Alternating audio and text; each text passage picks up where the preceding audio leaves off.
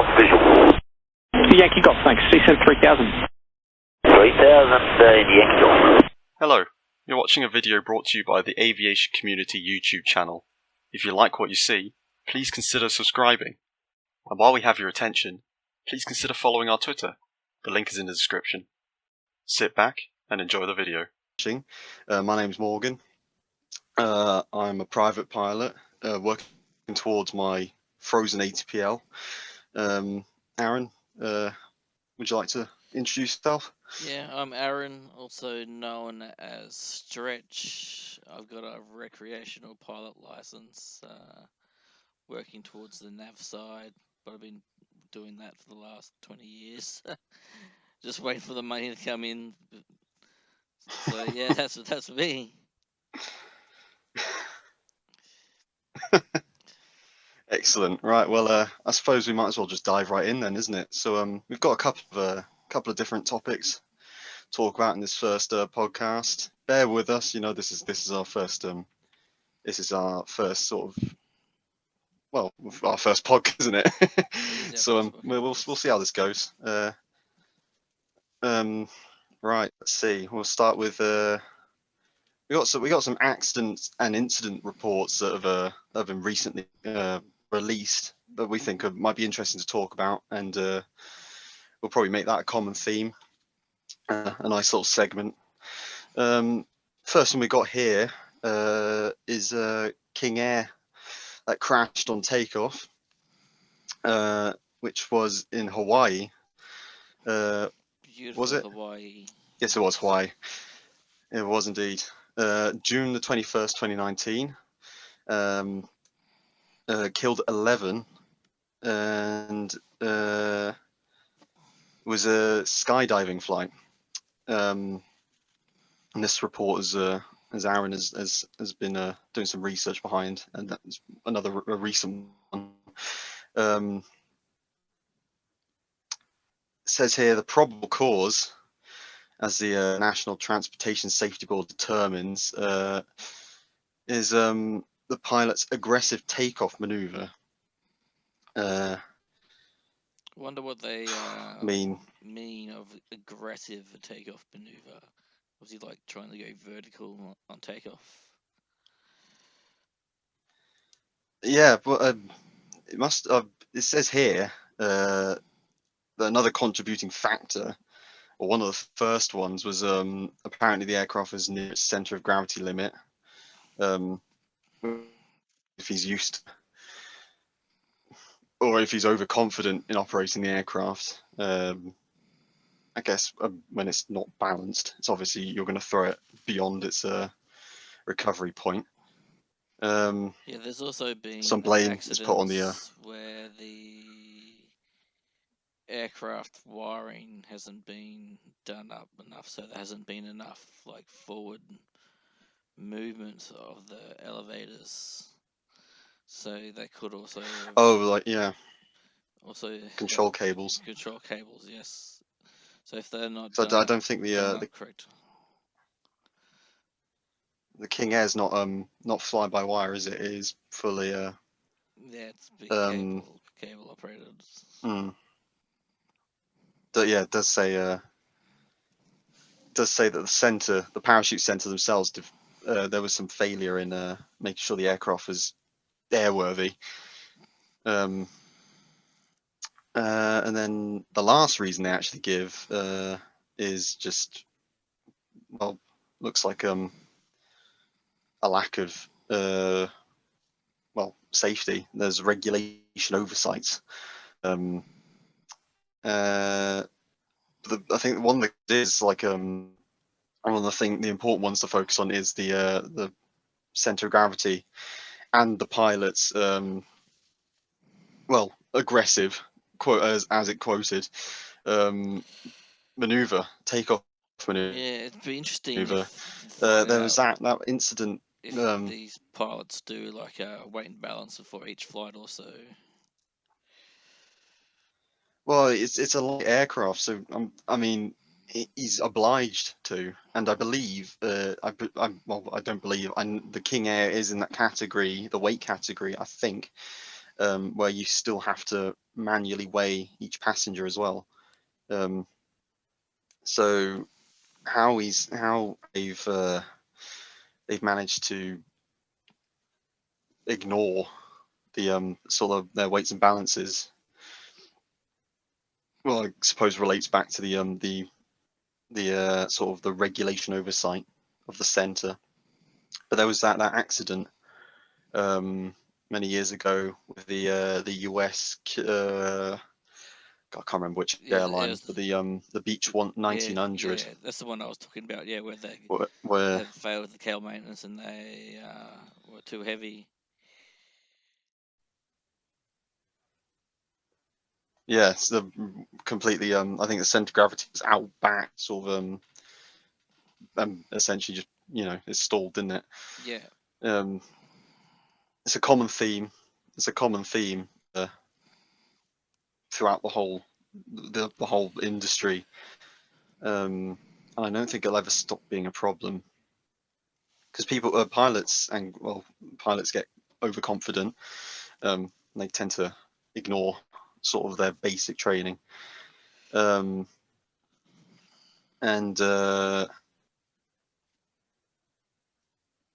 what was my second point was about just slipped my mind.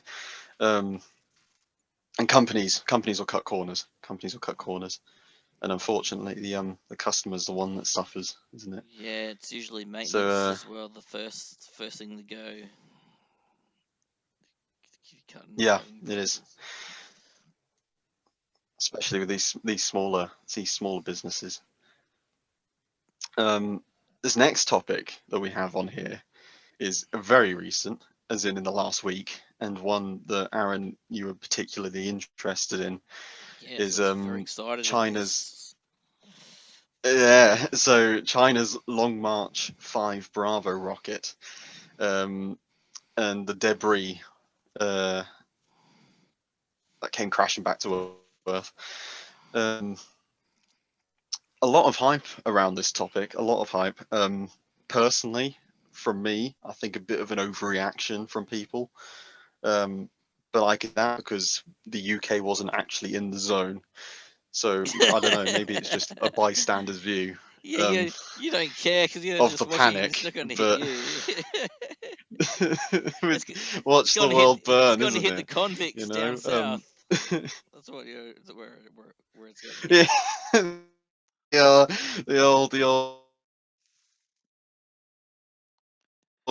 The old colonies. But yeah, so a lot of that in the news. I think I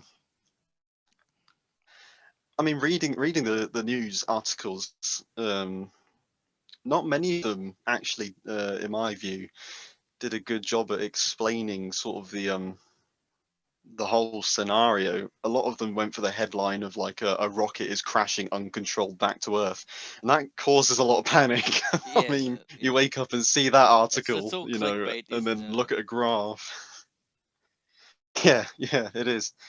You sort of you see the graph, or not the graph, the picture of the path it was taking, over its orbits, and then the zone that they set out in which this is where it would, Yeah, this band is where it's going to crash. But they never really emphasize that it will burn up for the most part in the atmosphere. Rather, people then had the impression that an entire rocket was yeah. heading People were straight for thinking their a house. 30-ton rocket was going to land on someone's house. That's what people were Yeah, thinking. I mean, yeah, China is apparently offering compensation for that. They did say, if it does indeed land on your property, you're entitled to. It was quite a big sum. There was quite a big sum. The number slips my mind, but You take one of those SpaceX boats out and try to catch it. and then claim it landed on your Yeah, property. yeah. Reusable. That's Damaged me renewable. both. Yes. Yeah. The news I Yeah, heard is there's going to be at least two more of those rockets in the coming months crashing back down to Earth. I've I was about to say that because I wasn't sure if I'd read that correctly, so I'm glad you brought that up. Yeah, I did read that as well. Then, it's incredible that they've managed to lose control. Is it from the same rocket or is it two different rockets? No, it'd be from they're launching more rockets. They're launching like 11 or 12 rockets because they're making their own little space station, China. So it's So now they've got two more yeah, two more of the same out sort of of control rocket. ones. Yeah, well, they haven't launched it, but Interesting. yeah, when they launch, they're gonna be out of control again. China just So, so, launched. so they are China's just launching rockets without ways to bring them back. Like, It's like they're throwing rocks at people, isn't yeah, it? But they're gonna hit someone soon. I mean, that is surprising that they are continuing when they know that there is a high become out of control again. That is quite interesting. You can't. I mean, I history, China's space program is really new, and I guess Yeah, maybe in terms of cost effectiveness, there's probably some systems which they choose to miss out because there's probably a I mean, again, these two uncontrollable rockets most likely will end up in the ocean. It's with mostly ocean, so it's probably not entirely out of control. They yeah. can track That's them, what I so like. I like how there's they plenty of say warning. they say that the Earth's 70% ocean, so it's got a 70% chance to hit the ocean. But where it's traveling over is a lot of land is traveling over like Africa and South America, Australia. So there's a lot of land in between those oceans, and it almost hit the Maldives that first one. So in the middle of nowhere, it's still almost hit Yeah, land. but also those continents anyway. I mean, especially Oh, yeah, they're pretty big. Australia, the cities like as so I mean, even then the chances of hitting someone's house is astronomical. Yeah, Or at least I it think almost got to Perth you because expect it to be. just it crashed down the Maldives, and after the Maldives, it was traveling over Perth. So it was only 15 minutes away from hitting Perth.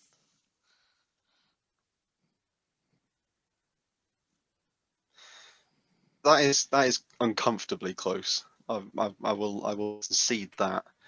I suppose it's not nice knowing that you're probably within 15 minutes of being hit by a rocket. Yeah, That's probably a bit closer than I would have liked. But yeah, in sort of the general thing, I think that there's probably a bit more panic caused by the media there than was necessary. yeah, I mean, bearing in mind, like in like uh, for example, back in the 60s and 50s, the US was detonating nukes in the Nevada desert, and that's probably closer than yeah. any That's rockets to come. to Las This Vegas rocket has and come stuff. to Yeah. population centers because I mean, yeah. So Oh, don't there's forget been more they were also closer letting calls in off history. nukes in the Pacific, so half the Pacific still nuked, and you can't go to wars. And the British were nuking There's so many out more west. hazards. Westpac Australia was getting nuked by the bombs.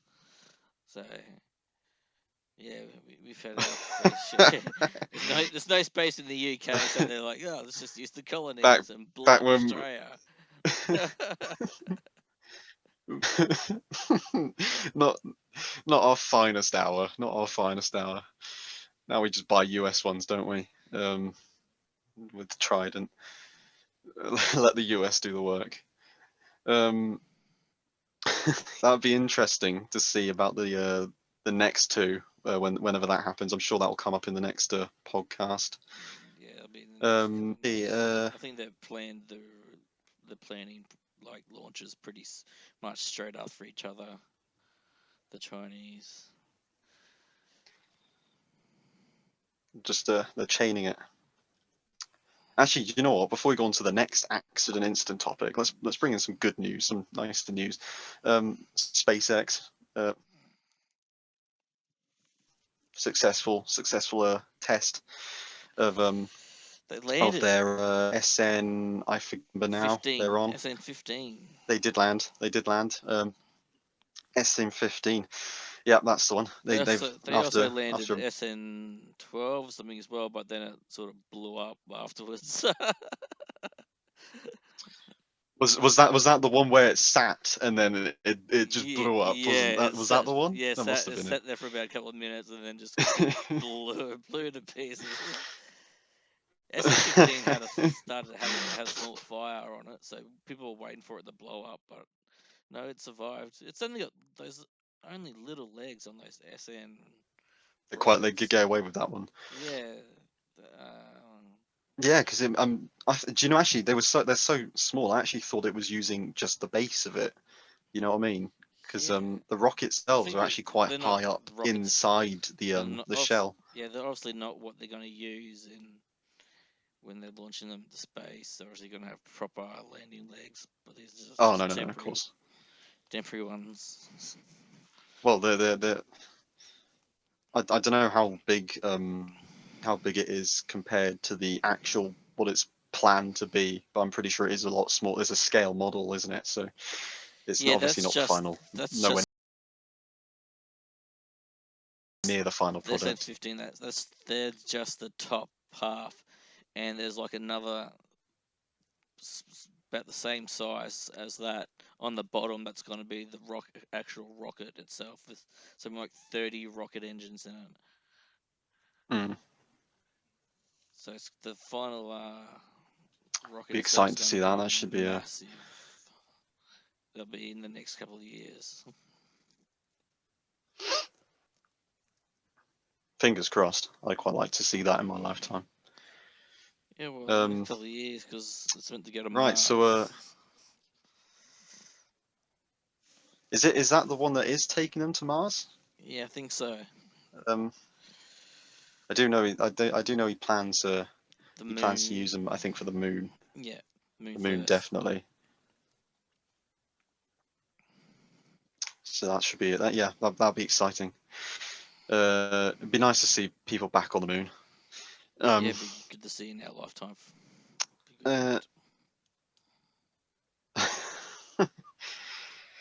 Let's see. We got our last sort of incident topic here, and that's the student pilot that stole the aircraft. I believe we covered this one on the channel. In fact, one of the first videos. Yeah, the BRM Aero Bristol student pilot. Hit me with the name of the airfield. Moorabbin Airport, Victoria. That's the one. Not butchering that one. So he didn't even have his license, did he? He was still a student. He didn't even have much time in the Bristol aircraft itself. He must have been flying something else by the sounds of it, and then decided to go jump in that aircraft because it was similar and crashed it. Doesn't say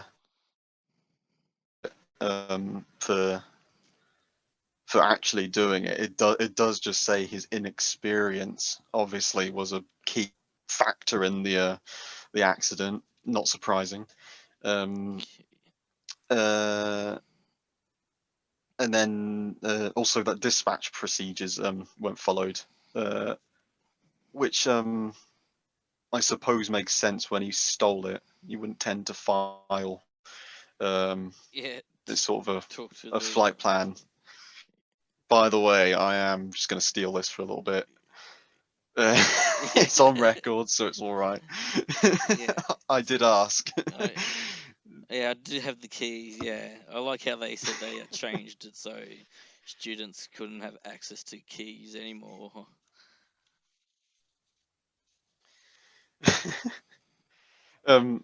There's again, actually, I think there is a surprising history of student pilots, and in some cases, qualified pilots just hopping in and stealing a plane for reasons that they can't ever determine. Because a lot of the time, people not even qualified to fly planes like that.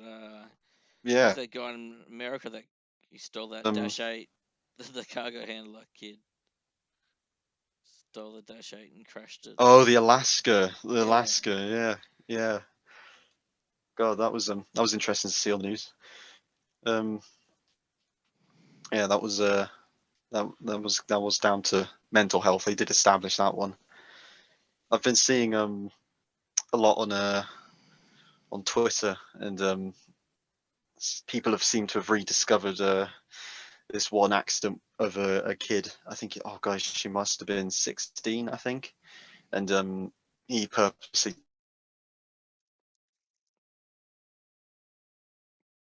plane and crashed Sorry, you cutting out there.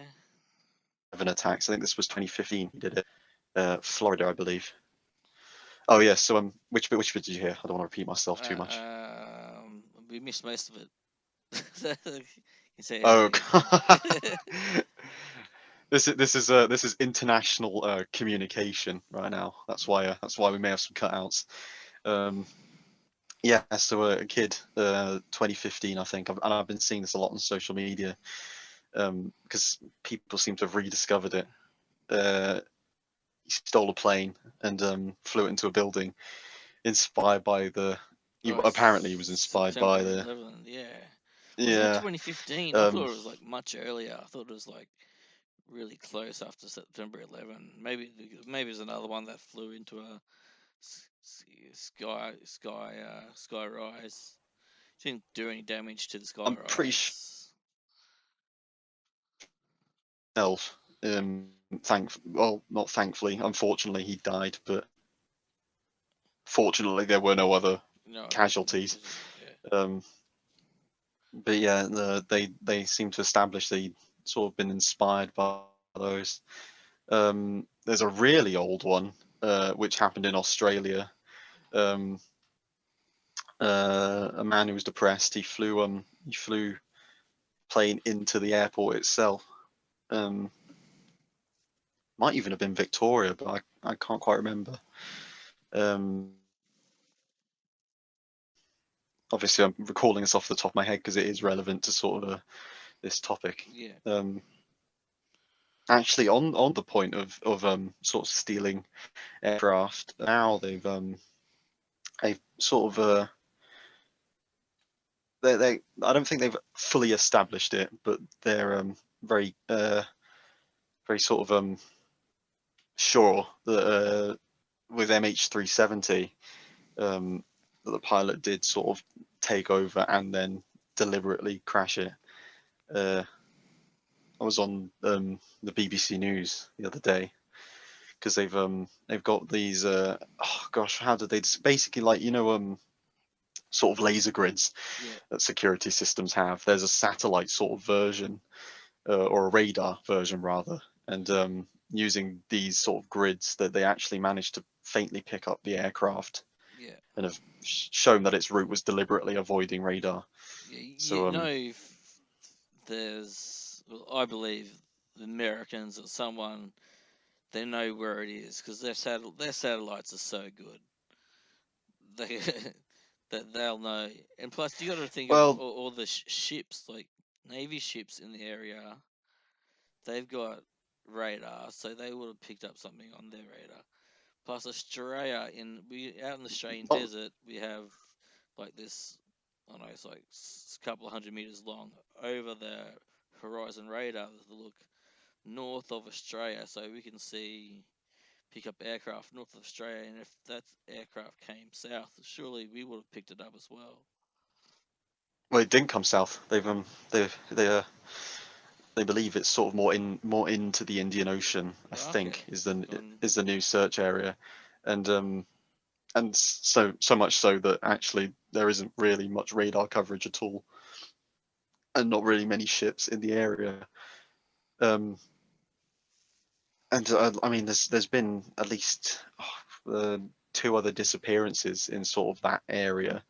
Nothing's like conspiracy sinister wise, but one of them was that South African 747 that was blown yeah. up That or caught fire. it had the rumors that it was carrying weapons and ammunition and stuff.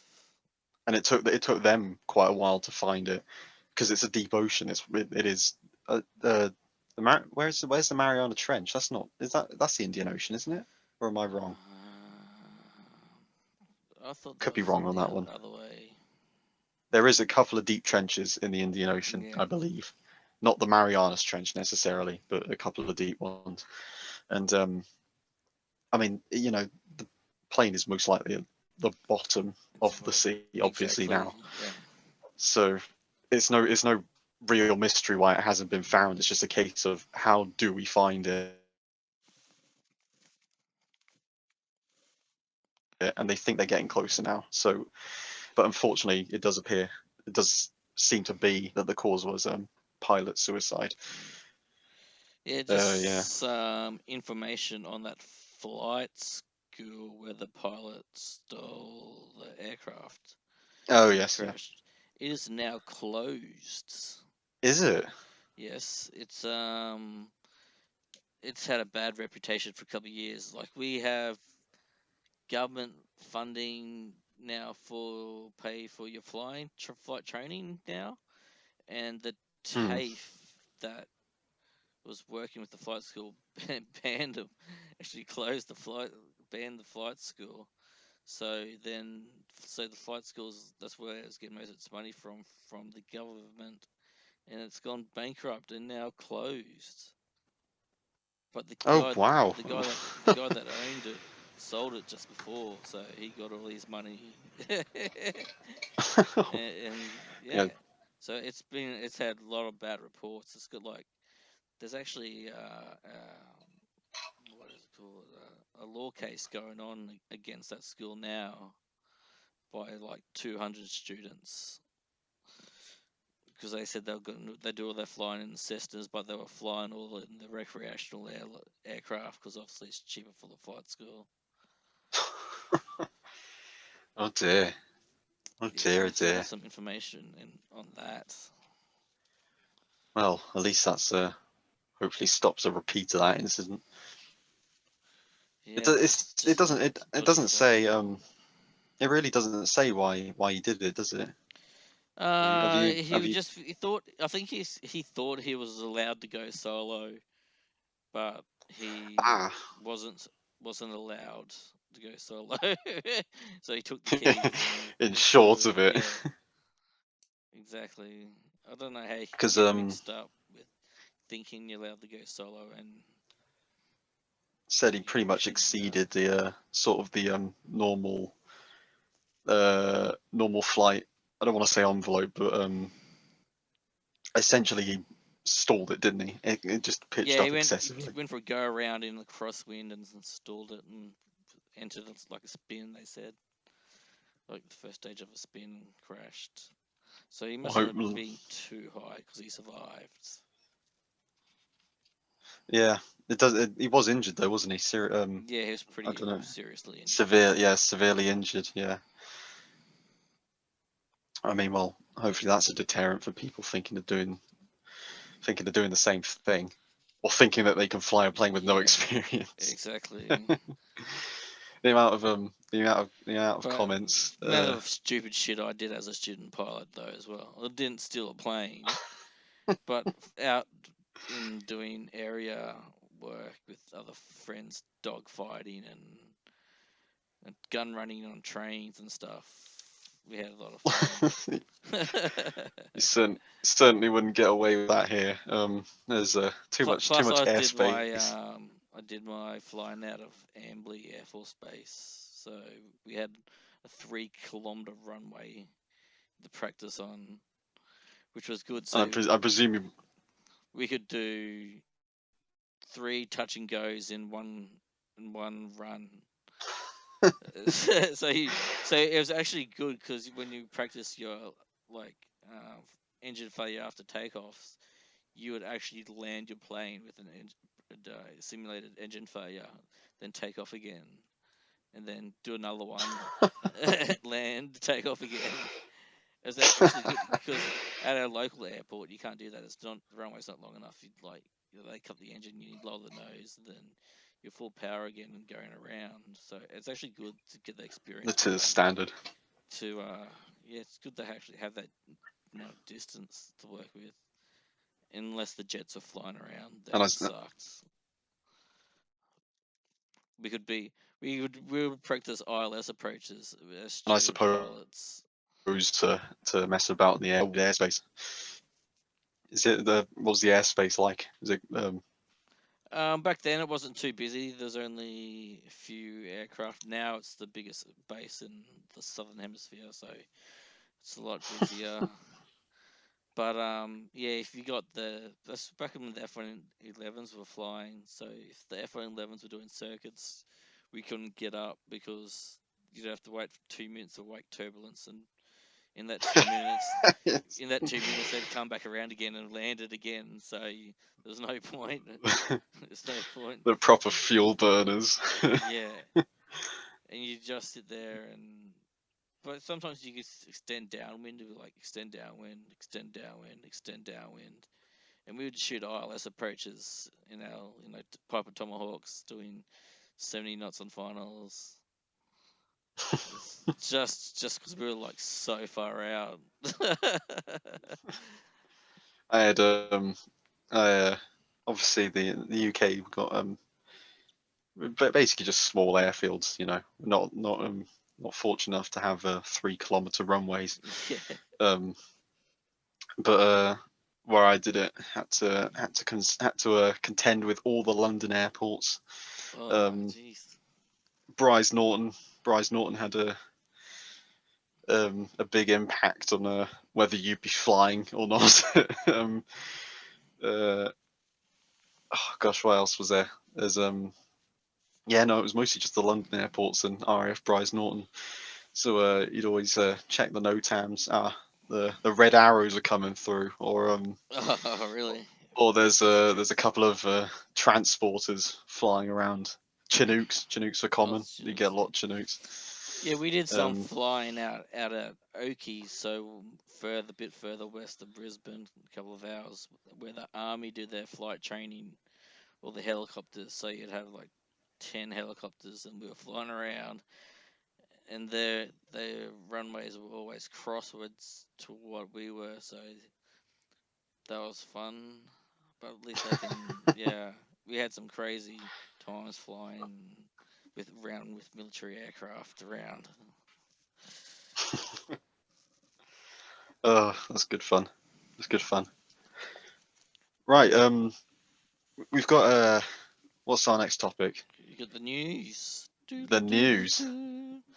Let's bring the news in. Hopefully, a bit more interesting than what you see on the TV. First one we got here is Allegiant. Allegiant, isn't it pronounced? Yeah, I think so. I have no idea, but yeah, I think I'd go with the Legions. We'll go with the English speakers pronunciation. Yes. I've heard people call it Allegiant. I'm not entirely sure that's right. So they're hiring nearly 200 pilots. That is massive, since no one is flying at the moment. It is. Yeah. No one knows what the Pandemic. future is going to be like. It's crazy. And this July, isn't it? They say that they'll begin that sort of training process. Yeah, and then classes. Yeah, it says classes through early 2022. So yeah, post pandemic. Well, actually, not for a lot of places, not post pandemic. This is, in fact, the US. I don't know how well they're dealing with it over there. It's a I think it's under control. 19% increase to the company's current roster of approximately 1,000 pilots. Is that 1,000 pilots down from their pre-pandemic? It Doesn't just say, says does it? No, so they could have lost 1,000 pilots, and oh yeah, we're putting up training 200 extra ones, but no, they got 1,000 pilots. I'd say that's pre-pandemic. They've kept their pilots on, and they're training another 200. Well, for a relatively major US carrier, that is a good sign for the industry if they're recruiting. There's a few airlines over here. They've announced their intention to normalise operations again. Looks like things are on the up. As a cadet pilot myself, that's reassuring that there will be a career. There will be a job by the time. after the Well, money just put think, in. we've had our downward turn. It's not due for another one for another 10 years or so. So you're good for 10 years. Well, what is it? They there's a very strange coincidence in history that it's always every Yes. 100 years that there's a pandemic. Yeah, 20 on the 19th, like 1919, there was the flu pandemic, and 1818 was something, wasn't it? I think it was. I was going to say the Black Plague, but that's No, centuries ago. that's That's what I'm wrong. Actually, the plague is back in Los Angeles at the moment. Going Is through it? Yes. No way. Yep. If you watch Dr. Drew After Dark, and Dr. Drew's podcast talks about, because they got a massive homeless population in like California and Los Yeah, Angeles. yeah. Someone got the plague. Plague's going through there. Crikey. Right. Oh well, So it's that's back. not something you want to hear, Right. especially when we're just about getting over wearing face masks. Um, Christ, right. Well, hopefully it stays contained there, because quite frankly, I'm Yeah. Yeah. tired of not being able to go to the pub. Yeah. Pub. Yeah. Okay. Yes. Um, Anyway, it's Friday here. so yeah, Legion hiring 200 pilots. Next we got Alaska Airlines. I get that one wrong. It's not Alaskan. Alaska Airlines Alaska Airlines. Yes. announces plans to purchase 30 new aircraft. Again, good news after the pandemic. Shows airlines are anticipating the growth. Let's see what they planning to add. They're getting Adding 17 new Embraer 175 jets to their regional fleet. So they're going to their regional offshoots, 9 to be operated by Horizon Air and 8 by SkyWest. yeah. So it's not really Alaska Airlines themselves, it's their little small regional They're companies. what's the word? Oh gosh, it slipped my mind. But yeah, they're basically flying under their brand, aren't they? Yeah, that's it, yeah. And then they've got the max options for the max, isn't it? 13 new options. And they're coming a bit later, 2023 and 24. So that's about a year after these Embraer editions. Not very good news for the Max at the moment. Again, apparently there's some more safety concerns that have been brought up. So It sounds like the way they've done the wiring is causing some problems. So that yeah, needs to be unfortunate for Boeing. They've already taken quite a hit. I was rooting for them that they get it back, but yeah, suppose you're taking them a tumble. What else they got on here? They're getting I'm a little 68 737-9 MAX aircraft between 21 and 2024. That's for Alaska Airlines, with the option for another 52 deliveries between 2023 and 2026. yeah. So and again, anticipating the growth. It's just reassuring to see those sorts of things, you know. After I think everyone's going to be flying. Australia can. We're not going international anywhere until 2022, probably mid 2022 for long haul, I reckon, for Australia. I think the irony is, I believe Australia and New Zealand are actually now on our green country lists, but Yeah. obviously you aren't You letting can't fly people here in. though.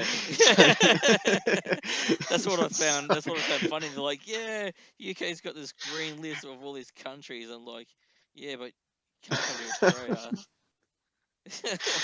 we can. Can't It's go good to to New know that they're Zealand." there just in case, you know. Yeah. I'm supposed to be doing my flying in New Zealand before the pandemic. Obviously, that's been cancelled. Off to somewhere else now. But yeah, I do find that hilarious that yeah, you're on the green list, but we can't. I mean, it's great to know you're there, but won't be visiting anytime soon. Yeah. Um, Not to during uh, another year, they reckon. They reckon during 2022, because our vaccine rollout's so slow at the moment. But we'll get there. what's the vaccine numbers like in Australia at the minute, or have they not even started? Like 2% or something. Right. If that. And they're only doing people over 50. So you have to be over 50 to get it. Same But process. they're getting the AstraZeneca vaccine, which gives people blood clots, so no one wants to get it. So Yeah, it's strange this blood clot situation. That there's some evidence to suggest it is, but I understand why people don't want it. Like, oh yeah, like absolutely. You know, you got, it's a rational fear. It is a rational fear. and they say you got more chance of dying of COVID. But the thing is about saying that to Australia, we don't have COVID in Australia, so you got more chance of dying of the vaccine because we don't have COVID to die of at the moment. But they took the global statistics Yeah, for blood clots and compared it to this supposed statistic as well, and it's not different to the global average really at all. Um, but obviously, when people seem to be getting blood clots from the vaccine, there is reason to suspect. So it is fair enough people are scared about it, but I don't think it should deter you from getting a vaccine entirely. You know, no, exactly. just Yeah, maybe the brand is probably a bit affected by it. yeah, it doesn't Um, have a good name at the moment. but But all obviously, the there young are people, people. we get the good one. We get the Pfizer vaccine whenever that turns out, and they've just announced a new one that's coming out that we got another 24 million doses that they won't probably turn up for another year by the time we get those ones. So that's why no one's traveling to Australia because no one's gonna be vaccinated. Yeah, be nice when we all are. Still awaiting mine. Still awaiting mine. I Yeah. think we're I think probably a couple of months off from being in the age bracket. Do So you know what which brand you guys get in the UK? we've got pretty much all of the options, I think, because a lot of them were developed over in Oxford, or a couple of them were, and obviously Europe as well. So we've been quite lucky, and also we had this whole thing with the European Union trying to block our sales of the vaccine due to this blood clot thing. Yeah. So we thought, well, I guess we'll just use them then. So our vaccine rollout's been quite good, quite effective, and quite a sizable portion of the population's been done. I think it's down to now over 40s. I think that's currently the That's bracket. right. Yeah. Yeah, so it started off with over 60s, then we gone to over 50s, and then now it's over 40s, I believe. Do you have to be? Do they give to So, like obese people that as well, diabetics and? oh yeah, health conditions, That's the way you you just need. get Just get accepted. fat for a couple of weeks.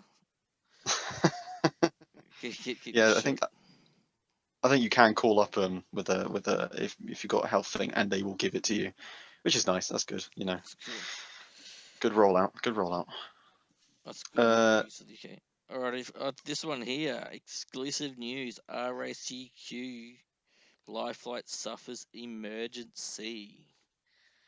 So do you want to explain that? Go on. yes, I I'll haven't heard explain this this yet. one. I was actually at the airport where the RACQ life flight heavy maintenance hangar is, and I was around at another side of the airport and I heard a couple of engines start up. So I knew there was a chopper. So I saw the RSCQ Life Flight 566 it was, an Augusta Westland 139 he was flying to Chinchilla back to his base, obviously after the maintenance had been done on the aircraft. And on departure, he called back to Archfield Tower to report he had a problem with his undercarriage and that he needed to return back to the base. So that's all the information that I got. I'm not sure how they fixed it or what was wrong with it, but I assume it was obviously stuck in the down position as he couldn't raise it. So maybe next time out there, I might ask them what was wrong. It could be anything. It could be simple as a pin left in. Could be a hydraulic problem. It could be anything. But coming out of a main, there's always problems usually when he comes out of a maintenance hangar. It's amazing how much people forget to do or they've lost something. So yeah. So what were you gonna say? I was going to say you managed to get some of these are the pic you and video, didn't you? Of the Yes, online. helicopter, Yeah, was I it? got. Is this the same That's the helicopter that on our Twitter and on our website has got short videos and pictures of it, of the Augusta 139. That's just him taxiing from their hangar. which I'm sure Aaron will probably put on the podcast slideshow Yes, I can do if that. there is one. Yes. Because that's all Aaron's admin job is to sort out how the video looks.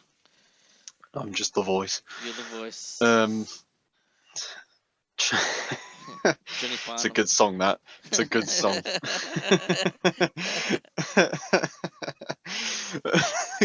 You're thinking exactly the same thing.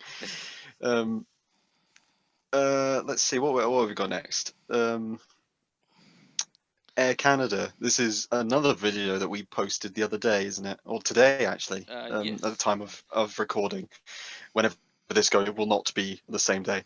777 takes off with another aircraft still on the runway. Go check out that video. You get to hear more of me reading the article. The voice. But it's the voice. Good song. This happened last month, 7th of March. No, sorry, wrong. Last year, but 7th of March 2020, an Embraer of Air Canada began its takeoff roll. There was a bird strike and it aborted, but behind it, one of Air Canada's 777s was lining up, and unfortunately, the radio call by the Embraer saying that they were stopping was drowned out basically by the communications between the 777 and tower, and which was "you're cleared for takeoff." And so the 777 began its takeoff roll, and at about what does it say, 80 knots, the pilots of the 777 actually realized that the Embraer hadn't left the runway, and they had to stop as well. There were no casualties, no aircraft damaged. Both managed to stop safely. Although the 777 did have to wait for its brakes to cool, which is a standard procedure in any stop, really. Yeah, so basically it was down to a massive miscommunication. And I might be wrong in saying that the communication was drowned out. It might have just been that the tower was busy with the 777 itself. So, but yeah, that is in a sense the gist of what happened. Quite an interesting incident. Certainly not the first time again that this has happened. It's hard to believe it does, but it is an intense environment. I don't believe. Is there a report available on it? No, I think that is the report. That is just a report. Yes. So yeah, basically just down to from what we have here, down to the sort of the lapse in the communication. It doesn't say whether it was blocked by the 777, as in the radio message, but yeah, there we are. thankfully it didn't end disastrously, because it has in the past. Those accidents very rarely end with a good ending. So it should come down. Should you be able to give a takeoff clearance while there's still an aircraft on the runway?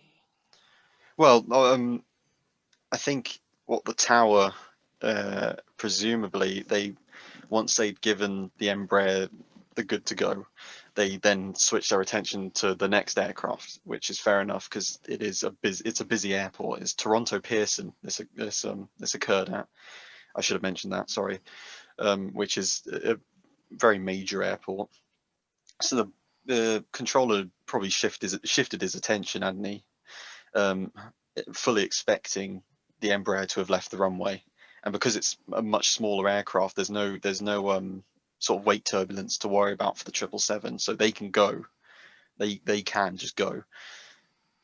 But the key thing here was that the Embraer's aborting takeoff message was completely missed, whether by being blocked by the 777's messages, or they just, heat of the moment. Wonder The what tower missed it. also what the visual, can the tower visually see the runway from where they are also? Yeah, it doesn't say in the article, does it, whether what the weather was like? Because that's a good point. If you would think that you'd be able to see, but um, I'll have to look up on that one, because yeah, the article here doesn't say what the weather was like. And even for the 777 crew as well, you'd think they'd looking straight ahead, they'd have been able to see, but I suppose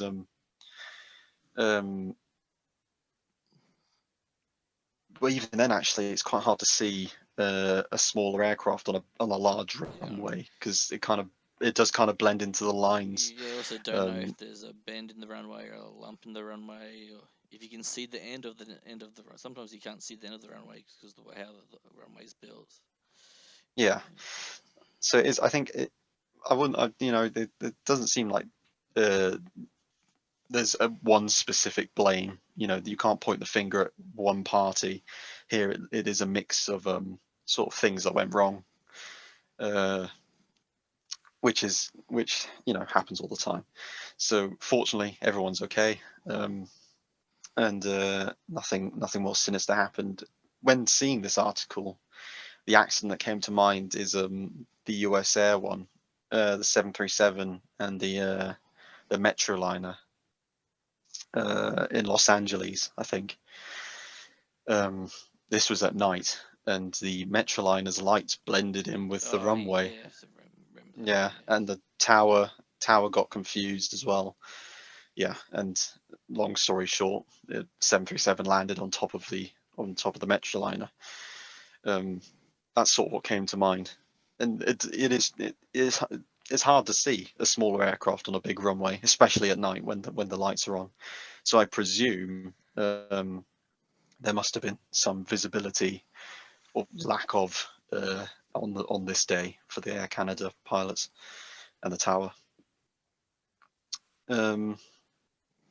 Next and final story, quite a sad one. It's farewell to the Queen of the Skies. Yes, Uh, goodbye 747. Indeed, the last 747-400 in Taiwan will enter retirement. It's not the last passenger service, is it? There's still it is for China Airlines. Yeah, we're trying our It's license their for the last. 747. But I don't think the history of the 747-400 is over just yet. But nevertheless, very sad, because obviously here in Britain we've lost our 747s now. They're all gone. There is Yes, only. same. We've lost our 747s too. Qantas has got rid of theirs. Oh, of course, yes, of course. The Qantas ones as well. Where we have one 747-400 left on the British register, and it is owned by oh gosh, ABC Cargo, I think. It's that Russian company. Oh, Volgodepner. Oh gosh, See, don't ask me to the pronounce that. Russians hold a British aircraft. Well, a subsidiary of their company. Okay, yeah. UK subsidy. They got a couple of 737s as well, I think. Yeah, so one 400 series left on our register. A couple of 8 series though, I think. But yeah, no, that's it is soon. That's, I think soon we can expect probably the next 10 years, all of them to disappear, can't we? There's well, there's the SPs that'll be left because there's that private company that uses them based in Las Vegas. SPs are still around. Yeah, no, there's you can rent one. You can rent one. Yeah. There's that company Go in do Las some Vegas. circuits.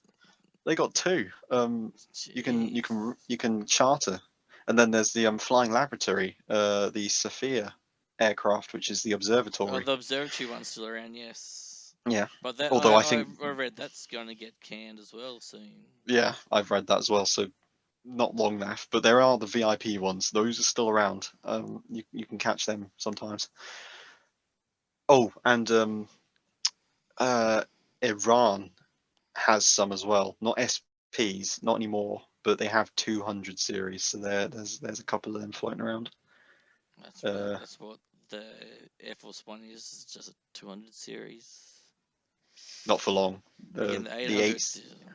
Yeah, they should have got A380s, make it double decker all But across. they almost did. They almost did. Airbus was very close to sealing that deal, but Boeing, I think it was Boeing, well, probably was Boeing, stepped in and said, well, no, we're have an American aircraft instead. So Yeah. there we are. No Airbus A380 for the president, unfortunately. Well. So yeah, time is almost up. We've got some questions for you, Morgan. Are you ready for Ah, them? yes, the interview. Yeah. Yes. Far away, far away. So tell us about like where you grew up. Well, so I was born in the UK, the mainland UK, but actually, I did pretty much most of my growing up on the island of Guernsey, in the Channel Islands, which again was in the news. Well, the island next to it was in the news, Jersey, with the French fishermen. Yeah, so There's going to be a new sea battle, isn't it? Because the British and the French sent over the ships. we're I'm on like, what we're are on you the doing? front You're like lines. partners. What are you going to do to each other? You're not going to do anything. Disgusting. It's all flexing. It's all flexing. We're all friends. We like the French. But it's all this political game. But yeah, so I that's besides the point. I grew up in did most of my growing up in Guernsey.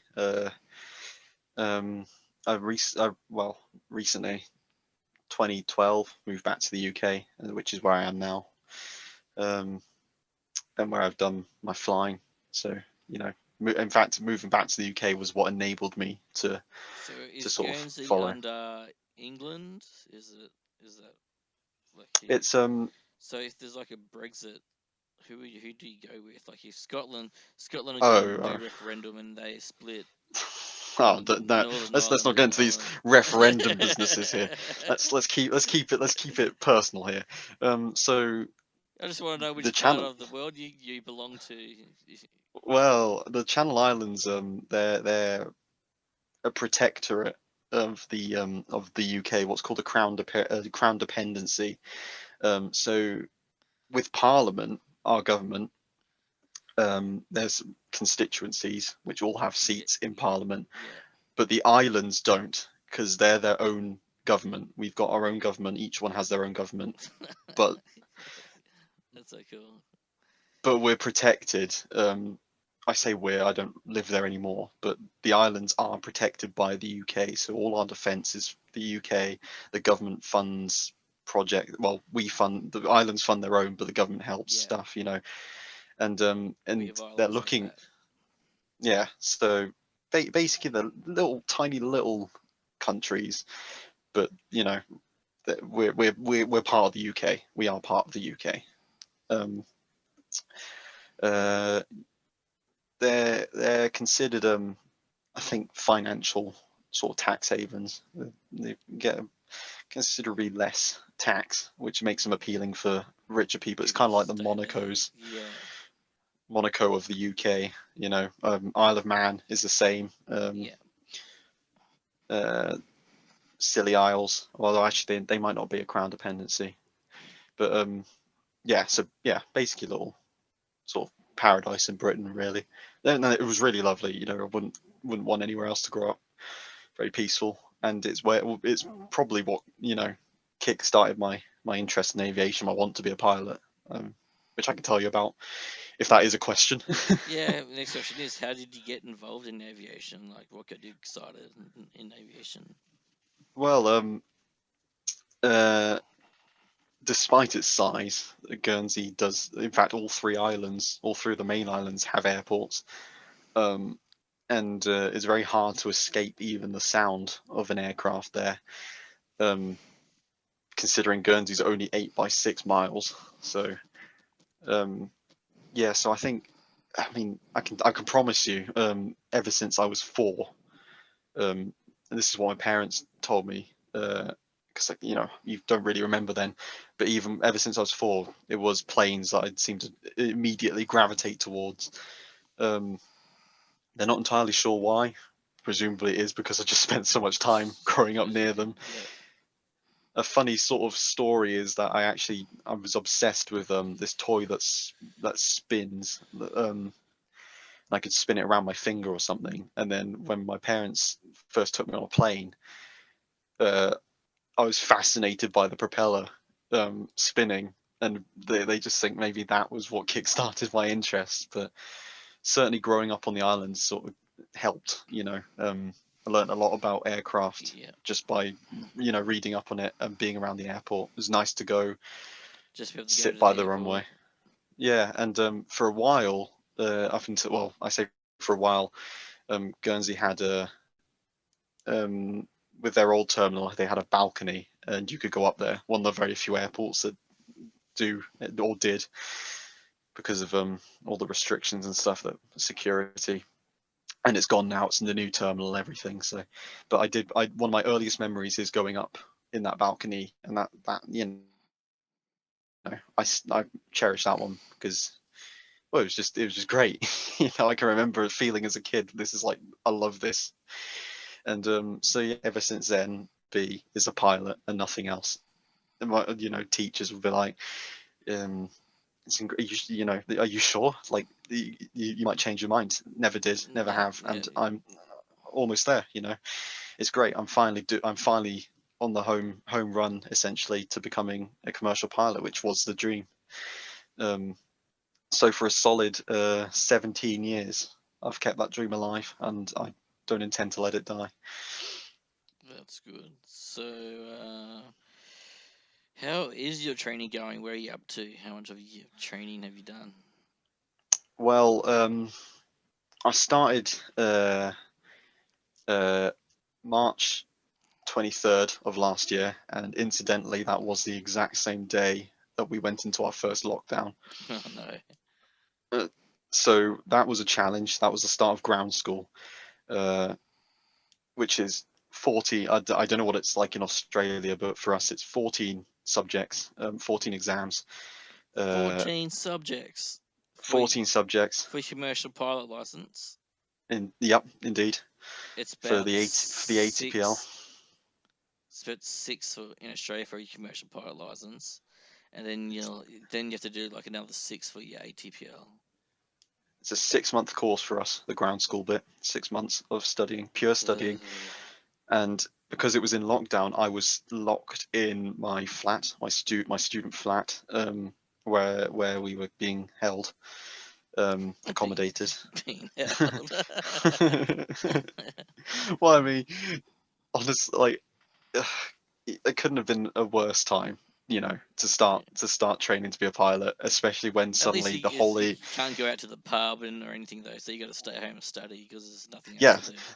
it was great because I can, you go all the way through school, you know. I mean, I wasn't a bad student, but studying, it wasn't a natural thing for me, as it isn't with many people, you know.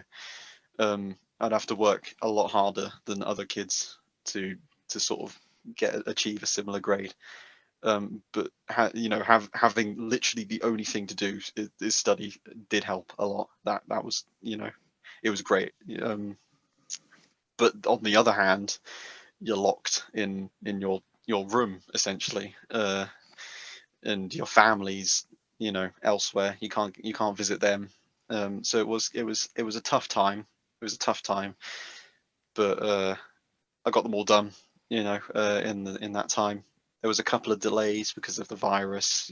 Can't take the exam, and having all that thrown at you, and then coming out of it, at the end of it, feel really satisfied with yourself, and I'm very, very proud that I managed to push through. Yes, the And hardest part of flood school is still doing the theory subjects.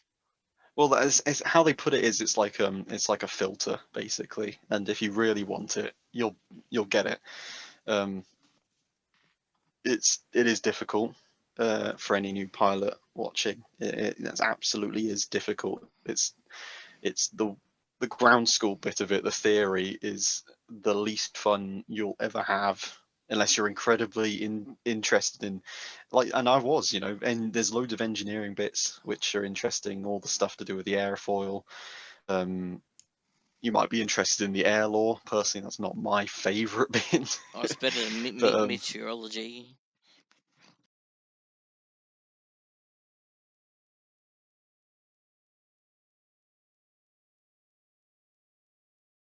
as I was saying, it is hard. But if you if you really want it, you can power through it.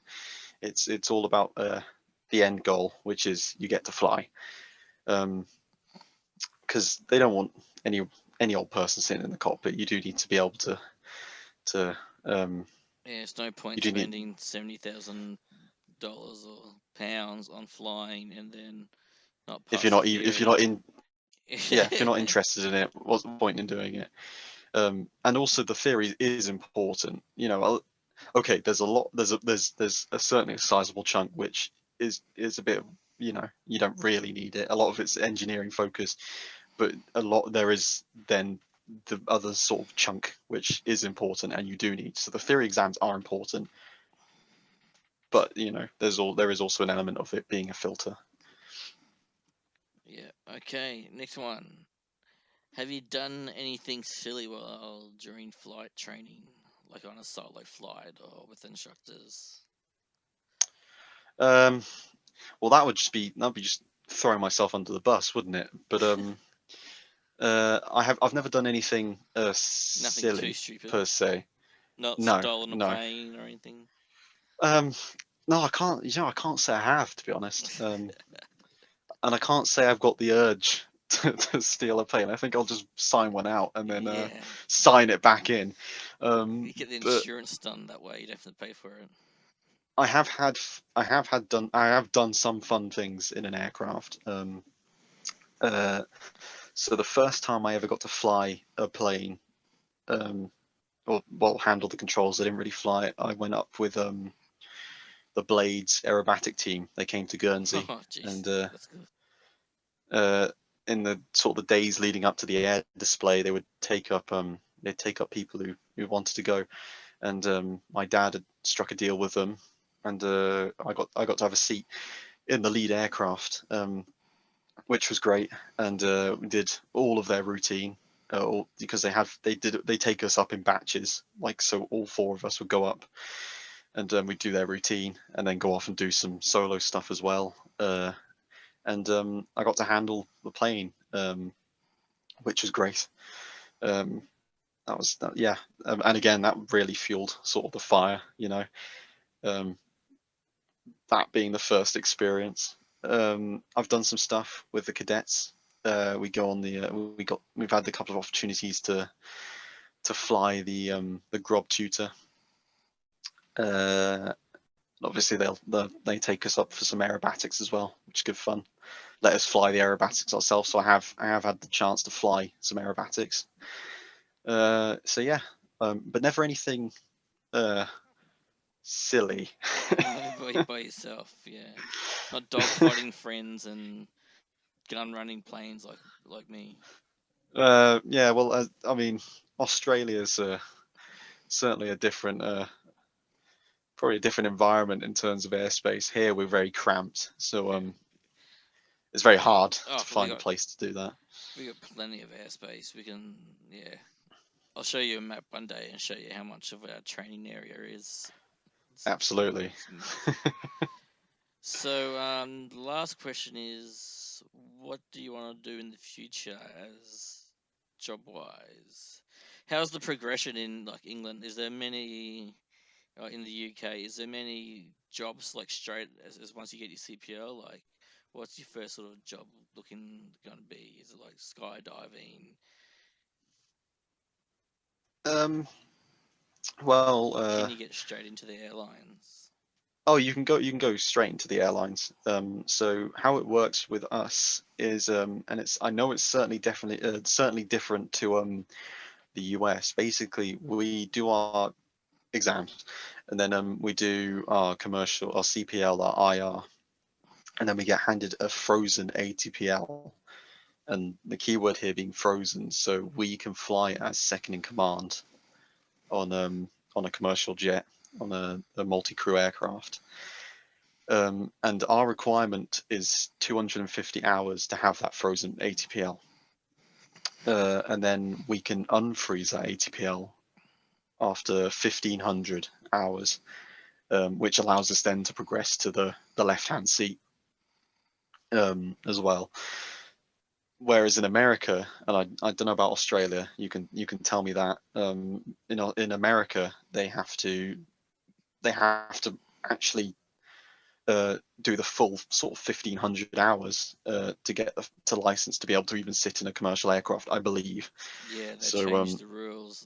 After they had an accident, so that rule changed it because it used to be like 200 hours or something, and you'd fly left seats for the regionals. yeah, so we're quite lucky in that we can jump straight to the Yeah, end once you've finished. we don't have There's the obviously restrictions. You still get it's still 100 hours or something to get your commercial pilot license. So to get a job in the airlines, there's no minimum hours, but you're not going to get in with anything less than 500 hours. yeah, which is, I mean, that's quite nice, knowing that you can sort of jump straight into the career then.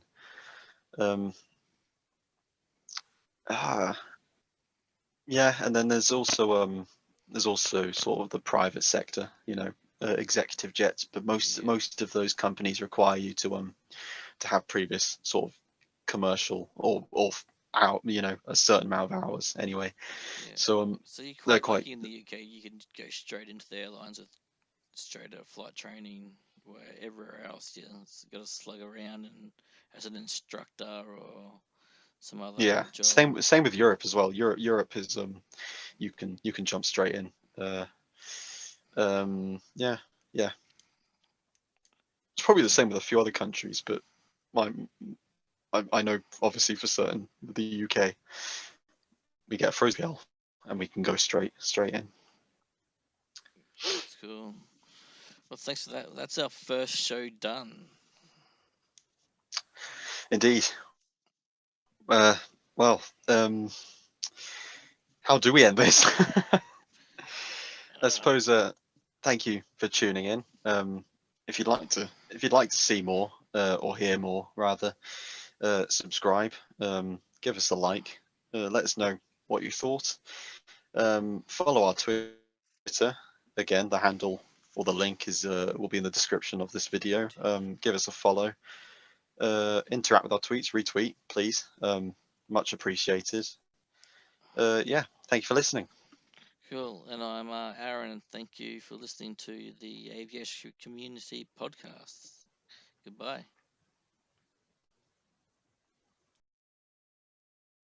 Yankee Golf visual. Yankee Golf, thanks. CSM 3000. 3000 Yankee Golf.